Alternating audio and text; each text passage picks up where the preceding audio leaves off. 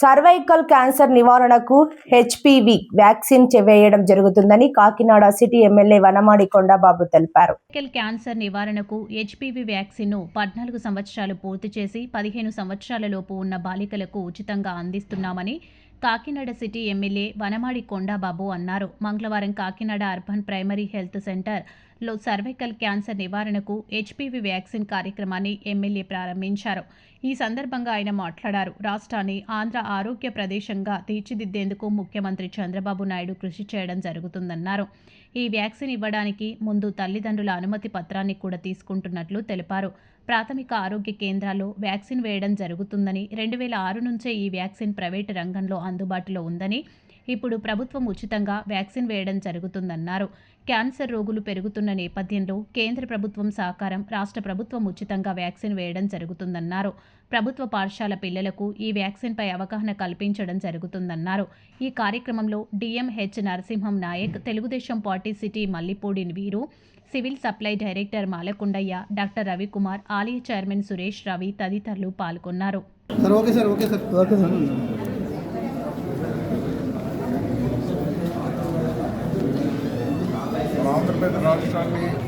మన రాష్ట్రాన్ని ఆరోగ్య ఆంధ్రప్రదేశ్గా తీర్చిదిద్దాలనేదే మన ముఖ్యమంత్రి నారా చంద్రబాబు ముఖ్య ఉద్దేశం అండి.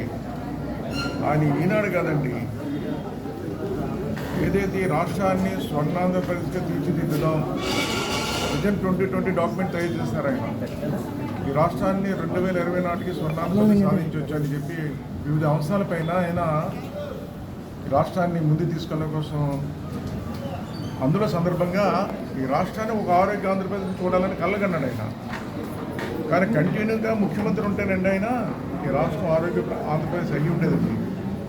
కానీ కంటిన్యూ లేకపోవడం వల్ల ఆయన ఆశయాలు కానీ ఆలోచన విధానం నెరవేరకుండా మధ్యలో ఆగిపోతున్నాయి.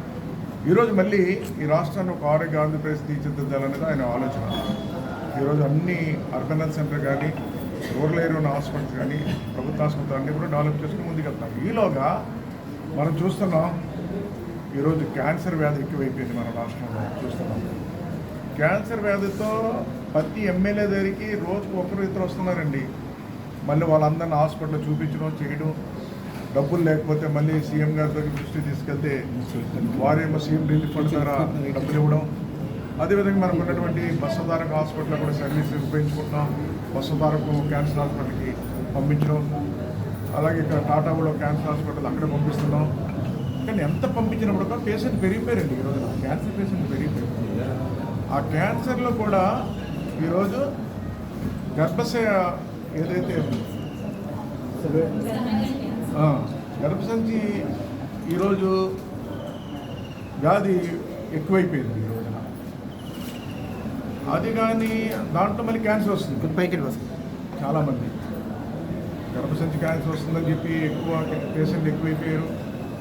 దానికి ఈ రోజున కేంద్ర ప్రభుత్వం ఈరోజు ఒక గొప్ప వ్యాక్సిన్ కనిపెట్టి ఈ రోజునే 14 సంవత్సరాలు నిండిన ఆడబిడ్డలందరికీ కూడా ఈరోజు ఈ వ్యాక్సిన్ వేయించాలని చెప్పి ప్రారంభించారండి.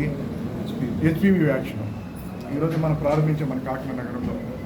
ఈ రాష్ట్రంలో ప్రతి తల్లిదండ్రులకి విజ్ఞప్తి చేస్తున్న మన పిల్లలందరికీ ఈ వ్యాక్సిన్ వేయించాలి. ఆ వ్యాక్సిన్ వేయించినట్టయితే రేపు పొద్దున అటువంటి వ్యాధులు రాకుండా కాపాడుకోవడానికి అవకాశం ఉంది. అదేవిధంగా ఈరోజు అర్బన్ హెల్త్ సెంటర్లు, హాస్పిటలే కాదు, డాక్టర్లే కాదు ప్రచారం చేయడం. ప్రతి స్కూల్లో కూడా ఏదైతే పిల్లలు చదువుకుంటున్నారో ప్రతి స్కూల్లో టీచర్స్ చొరవ చూపాలి. ఇప్పుడు ప్రతి స్కూల్లో కూడా ఇది అనౌన్స్మెంట్ చేయాలి.